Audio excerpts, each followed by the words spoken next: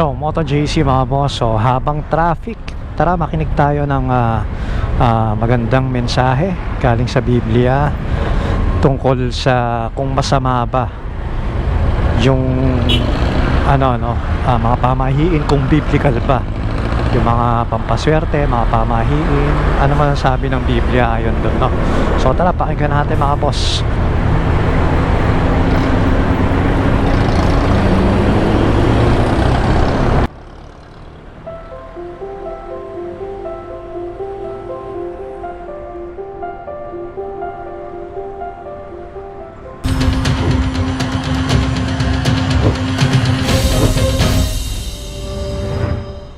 Labag po sa Biblia yon, kapatid. Ang mga lingkod ng Diyos, hindi nabubuhay by chance. Hindi swerte-swerte ang buhay ng lingkod ng Diyos.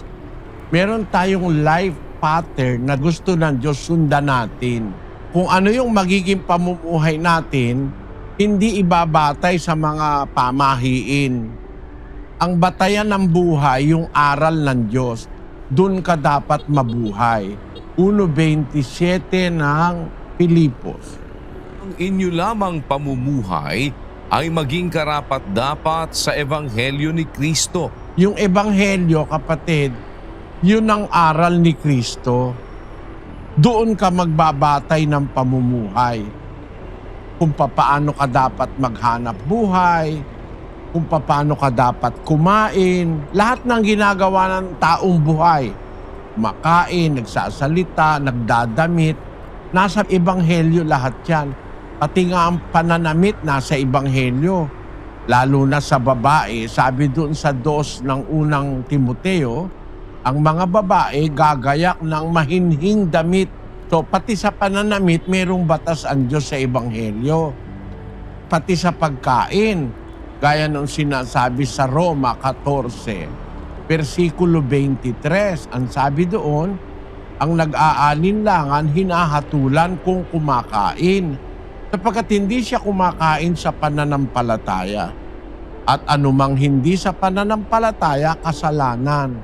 Kaya kapatid, pagka kakain ka, dapat ayon sa pananampalataya sa Ebanghelyo.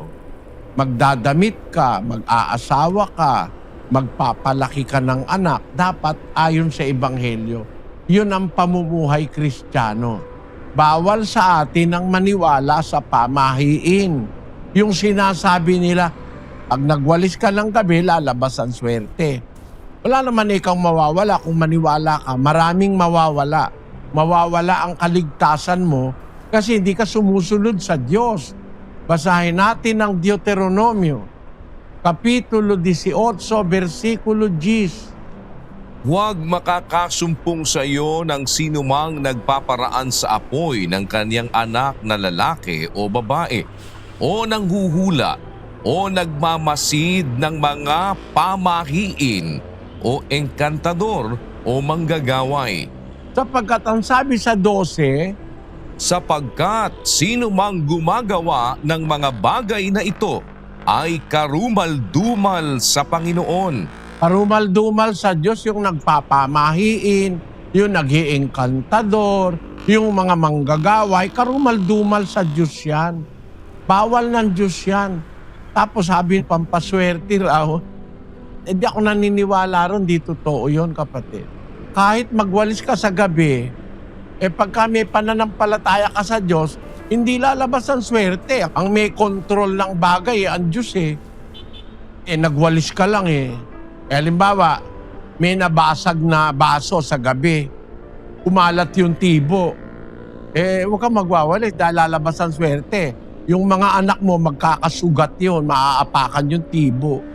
Huwag ka ikaw magbubukas ng payong sa loob ng bahay. Uulan ng alupihan. Naku po, patawarin. Ang bahay ko, kahit magbukas ako rito ng payong, hindi uulan ng alupihan dahil merong kisame.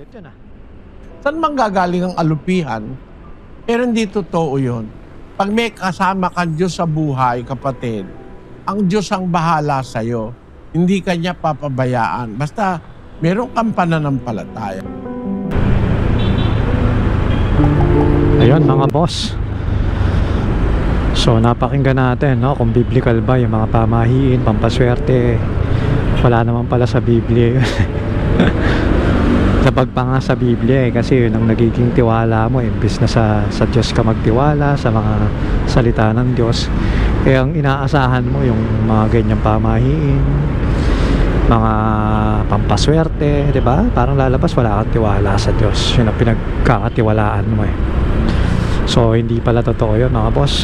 Kung ikaw ay isang Kristiyano o nag-iibig gumawa, makasunod sa utos ng Diyos, no? So hindi ka talaga maniniwala no? O susunod sa mga pamahiin na yan eh. So yun lang mga boss. So sana naka-inspire, at kung nagustuhan nyo, please like and share para sa iba na mapakinggan din to. So kita-kits na lang sa next video natin mga boss. Bye, peace out.